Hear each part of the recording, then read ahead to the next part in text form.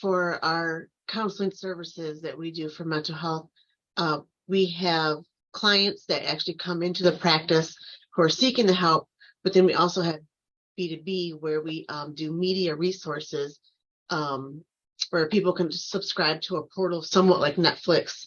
And me and another marketing gal are just trying to find ways to utilize the newsletter for both. Now, like you, to your point, Lily, we've been trying to use the drip campaigns for retention for our clients, but now we're trying to see how we can use it for our B2B customers who either we want to sign up for the subscriptions or that already are signed up for subscriptions. In that kind of context, there's actually a really great strategy, and there's two parts to the strategies: the content and the actual structure of the newsletter itself.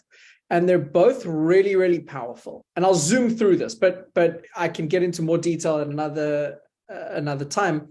But in terms of newsletter type of content, the worst thing you can do is send a newsletter, like monthly newsletter. That sucks. No one will read that. They'll tune it out. But you want to keep that kind of great content, which is super valuable, informative, something that when the person opens it, they feel that they're achieving two things. One, they're learning a little bit quickly in about, a minute.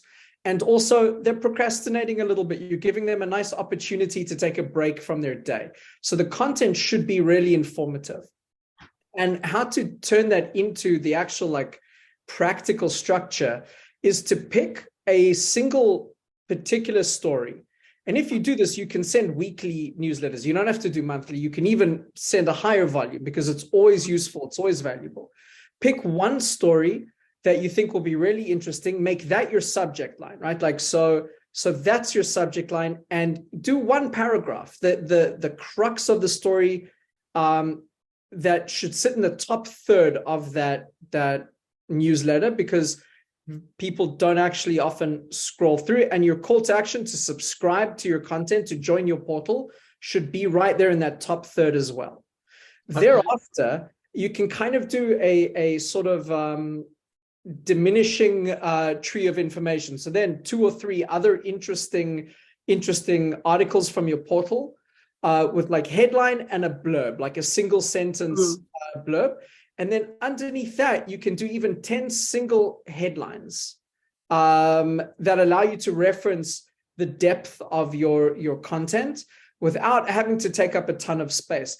And that kind of pattern's been really, really effective in huge newsletters like the Skim, or these newsletters that actually became companies in their own right. That's the pattern they generally followed. Okay. So yeah, I think I'll ramble for 3 hours about newsletters. I'm going to stop there. No, that's perfect. Thank you.